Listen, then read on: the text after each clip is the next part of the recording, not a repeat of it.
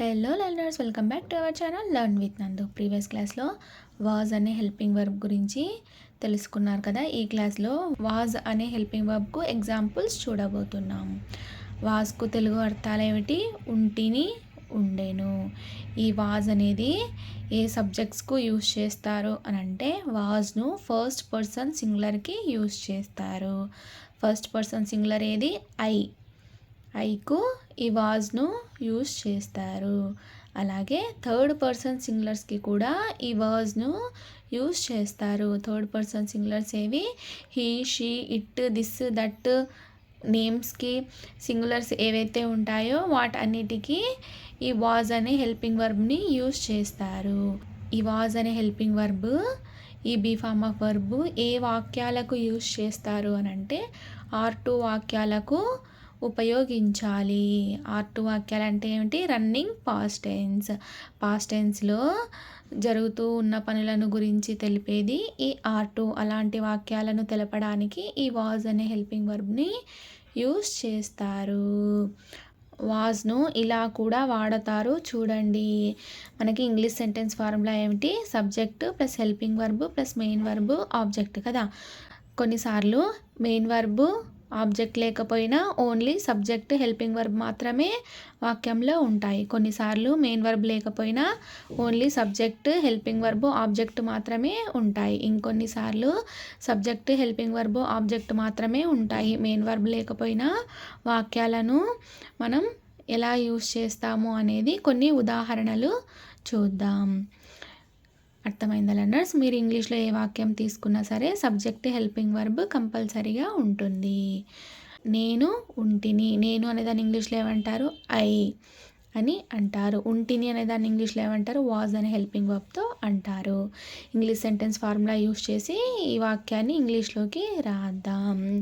ఇక్కడ ఐ అనేది సబ్జెక్ట్ అవుతుంది. So I plus helping verb ఏమిటి? వాజ్ ప్లస్ మెయిన్ వర్బ్ లేదు, రాయట్లేదు, ప్లస్ ఆబ్జెక్ట్ లేదు కాబట్టి రాయట్లేదు. సో మెయిన్ వర్బ్ ఆబ్జెక్ట్ లేకపోయినా సరే సబ్జెక్ట్ హెల్పింగ్ వర్బ్తో వాక్యం ఇలా కూడా ఉంటుంది. ఇక్కడ తెలుగులో నేను అని వచ్చినప్పుడు ఉంటిని అని హెల్పింగ్ వర్బ్ వస్తుంది. ఒకవేళ ఇక్కడ థర్డ్ పర్సన్ సింగులర్స్ ఉన్నాయనుకోండి, అతను ఉండెను అని వస్తుంది. అతను వచ్చినప్పుడు థర్డ్ పర్సన్ సింగులర్స్ వచ్చినప్పుడు ఇక్కడ ఉంటిని కాకుండా ఉండెను అని వస్తుంది. ఇది తెలుగులో డిఫరెన్స్ ఉంది.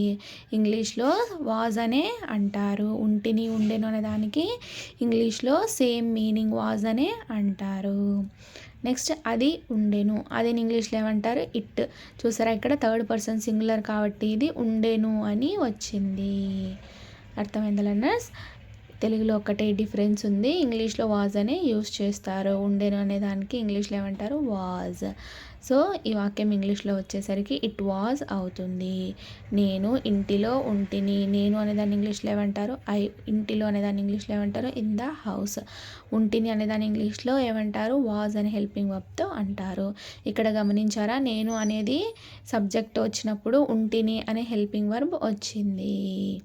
అర్థమైందా learners? English sentence formula use చేసి ఈ వాక్యాన్ని ఇంగ్లీష్లోకి రాద్దాం. సబ్జెక్ట్ ఏమిటి ఇక్కడ? ఐ ప్లస్ హెల్పింగ్ వర్బ్ ఏమవుతుంది? ఉంటిని, was plus in the office, ఇంటిలో అనేది ఇక్కడ ఆబ్జెక్ట్ అవుతుంది. మెయిన్ వర్బ్ లేదు ఈ వాక్యంలో. So only subject helping verb object మాత్రమే ఉన్నా కూడా వాక్యం ఇలా ఉంటుంది. మెయిన్ వర్బ్ లేకపోయినా సరే ఈ వాజ్ అనే హెల్పింగ్ వర్బ్ని మీరు యూజ్ చేయవచ్చును. నేను నిన్న స్కూలులో ఉంటిని, నేను అనేదాన్ని ఇంగ్లీష్లో ఏమంటారు? నిన్న అనేదాన్ని ఇంగ్లీష్లో ఏమంటారు? ఎస్టర్డే. స్కూలులో అనేదాన్ని ఇంగ్లీష్లో ఏమంటారు? In the school. ఉంటిని అనేదాన్ని ఇంగ్లీష్లో ఏమంటారు? వాజ్ అనే హెల్పింగ్ వర్బ్తో అంటారు. ఫైనల్గా ఈ వాక్యం ఇంగ్లీష్లో వచ్చేసరికి I was in the school yesterday అవుతుంది. ఐ అనేది సబ్జెక్ట్ అవుతుంది, వాజ్ అనేది హెల్పింగ్ వర్బ్ అవుతుంది, ఇన్ ద స్కూల్ అనేది ఆబ్జెక్ట్ అవుతుంది, ఎస్టర్డే అనేది ఇక్కడ నిన్న అనేదాన్ని టైమింగ్ను తెలుపుతుంది. ఇక్కడ R2 వాక్యాలు రాసేటప్పుడు ఖచ్చితంగా మీరు అంటే R2కు సంబంధించిన అంటే పాస్ట్ టెన్స్కు సంబంధించిన వర్డ్స్ని మాత్రమే యూజ్ చేయాలి. ఇక్కడ నిన్న అనేది పాస్ట్ టెన్స్కు సంబంధించిన వర్డ్ కాబట్టి యూజ్ చేశారు. అర్థమైందా లర్నర్స్? ఎప్పుడైనా సరే పాస్ట్ టెన్స్ గురించి మనం మాట్లాడుతున్నప్పుడు పాస్ట్ టెన్స్కు సంబంధించిన వాక్యాలని యూజ్ చేయాలి. అతడు మంచి స్నేహితుడిగా ఉండెను. ఇక్కడ అతడు వచ్చింది కాబట్టి ఉండెను అనే హెల్పింగ్ వర్బ్ వచ్చింది. అతడు ఇంగ్లీష్లో ఏమంటారు? మంచి స్నేహితుడు అనే దాన్ని ఇంగ్లీష్లో ఏమంటారు? Good friend. ఉండెను అనే దాన్ని ఇంగ్లీష్లో ఏమంటారు? వాజ్ అనే హెల్పింగ్ వర్బ్తో అంటారు. ఫైనల్గా ఈ వాక్యం హీ వాజ్ గుడ్ ఫ్రెండ్ అవుతుంది. హీ అనేది సబ్జెక్ట్ అవుతుంది, వాజ్ అనేది హెల్పింగ్ వర్బ్ అవుతుంది, గుడ్ ఫ్రెండ్ అనేది ఇక్కడ ఆబ్జెక్ట్ అవుతుంది. అర్థమైందా లెర్నర్స్? అది కుక్క పిల్ల. అది ఇంగ్లీష్లో ఏమంటారు? ఇట్. కుక్క పిల్ల అనే దాన్ని ఇంగ్లీష్లో ఏమంటారు? డాగ్. అంటే అది కుక్క పిల్లగా ఉండేను అని అర్థం కాబట్టి వాజ్ అనే హెల్పింగ్ వర్బ్తో అంటారు. అది కుక్క పిల్ల అంటే అది కుక్క పిల్లగా ఉండేను అని అర్థం. సో ఈ వాక్యం ఇంగ్లీష్లో వచ్చేసరికి ఇట్ వాజ్ డాగ్ అవుతుంది. ఇట్ అనేది సబ్జెక్ట్ అవుతుంది, వాజ్ అనేది హెల్పింగ్ వర్బ్ అవుతుంది, డాగ్ అనేది ఇక్కడ ఆబ్జెక్ట్ అవుతుంది. ఆమె సాఫ్ట్వేర్గా ఉండెను. ప్రజెంట్ అయితే ఆమె ఇప్పుడు సాఫ్ట్వేర్గా లేదు, ముందైతే సాఫ్ట్వేర్గా ఉండేను అని అర్థం. ఆమె ఇంగ్లీష్లో ఏమంటారు? షీ. సాఫ్ట్వేర్గా అనేదాన్ని ఇంగ్లీష్లో ఏమంటారు? సాఫ్ట్వేర్. ఉండేను అనేదాన్ని ఇంగ్లీష్లో ఏమంటారు? వాజ్ అనే హెల్పింగ్ వర్బ్తో అంటారు. ఇక్కడ ఆమె సాఫ్ట్వేర్గా ఉండేను అప్పుడు అనే మీనింగ్ వస్తుంది కాబట్టి దెన్ అని యూస్ చేస్తారు. దెన్ అంటే అప్పుడు అని కదా. సో ఇది కూడా పాస్ట్ టెన్స్కు సంబంధించిన వర్డ్. సో ఇక్కడ పాస్ట్ టెన్స్కు సంబంధించిన వర్డ్స్ మాత్రమే యూస్ చేయాలి, ఎందుకంటే పాస్ట్ టెన్స్కు సంబంధించిన వాక్యం కాబట్టి. ఈ వాక్యం ఇంగ్లీష్లో వచ్చేసరికి షీ వాజ్ సాఫ్ట్వేర్ దెన్ అని వస్తుంది. అంటే అప్పుడు సాఫ్ట్వేర్ ఉద్యోగం చేస్తూ ఉండేను అని అర్థం. ఇప్పుడు కాదు, ఇప్పుడు వేరేది చేస్తూ ఉంది అని అర్థం. అమ్మ మార్కెట్లో ఉండేను. మీరు నిన్న ఫోన్ చేసినప్పుడు అమ్మ మార్కెట్లో ఉండేను అనే సందర్భంలో యూస్ చేయవచ్చును. అమ్మని ఇంగ్లీష్లో ఏమంటారు? మమ్మీ. మార్కెట్లో అనేదాన్ని ఇంగ్లీష్లో ఏమంటారు? In the market. ఉండేను అనేదాన్ని ఇంగ్లీష్లో ఏమంటారు? వాజ్ అనే హెల్పింగ్ వర్బ్తో అంటారు. ఫైనల్గా ఈ వాక్యం mummy was in the market అవుతుంది. మమ్మీ అనేది సబ్జెక్ట్ అవుతుంది, వాజ్ అనేది హెల్పింగ్ వర్బ్ అవుతుంది, ఇన్ ద మార్కెట్ అనేది ఇక్కడ ఆబ్జెక్ట్ అవుతుంది. నేను అప్పుడు బాత్రూంలో ఉంటిని. మీరు ఫోన్ చేసినప్పుడు నేను బాత్రూంలో ఉంటిని అనే సందర్భంలో కూడా మీరు ఈ వాక్యాన్ని యూస్ చేయవచ్చును. నేను అనేదాన్ని ఇంగ్లీష్లో ఏమంటారు? ఐ. అప్పుడు అనేదాన్ని ఇంగ్లీష్లో ఏమంటారు? దెన్. బాత్రూంలో అనేదాన్ని ఇంగ్లీష్లో ఏమంటారు? In the bathroom. ఉంటిని అనేదాన్ని ఇంగ్లీష్లో ఏమంటారు? వాజ్ అనే హెల్పింగ్ వర్బ్తో అంటారు. Then I was in the bathroom అని అయినా అనవచ్చును, లేదా I was in the bathroom then అని అయినా అనవచ్చును. ఈ దెన్ అనేది ఇటు సైడ్ అయినా పెట్టుకోవచ్చు, వాక్యం స్టార్టింగ్లో అయినా పెట్టుకోవచ్చు. ఐ అనేది సబ్జెక్ట్ అవుతుంది, వాజ్ అనేది హెల్పింగ్ వర్బ్ అవుతుంది, ఇన్ ద బాత్రూమ్ అనేది ఇక్కడ ఆబ్జెక్ట్ అవుతుంది. నేను 2 నెలల క్రితం చాలా సమస్యల్లో ఉంటిని. అంటే నేను 2 నెలల క్రితం చాలా సమస్యల్లో ఉంటిని, ఇప్పుడైతే ప్రాబ్లమ్స్ అన్నీ సాల్వ్ అయిపోయినాయి, హ్యాపీగా ఉన్నాను అనే అర్థాన్ని ఇస్తుంది. నేను అనేదాన్ని ఇంగ్లీష్లో ఏమంటారు? 2 నెలల క్రితం అనేదాన్ని ఇంగ్లీష్లో ఏమంటారు? బిఫోర్ 2 మంత్స్, లేదా 2 మంత్స్ ఎగో అని అయినా అనవచ్చును. చాలా సమస్యల్లో అనేదాన్ని ఇంగ్లీష్లో ఏమంటారు? In many troubles. ఉంటిని అనేదాన్ని ఇంగ్లీష్లో ఏమంటారు? వాజ్ అనే హెల్పింగ్ వర్బ్తో అంటారు. ఈ వాక్యాన్ని ఇంగ్లీష్ సెంటెన్స్ ఫార్ములా యూస్ చేసి ఇంగ్లీష్లోకి రాద్దాం.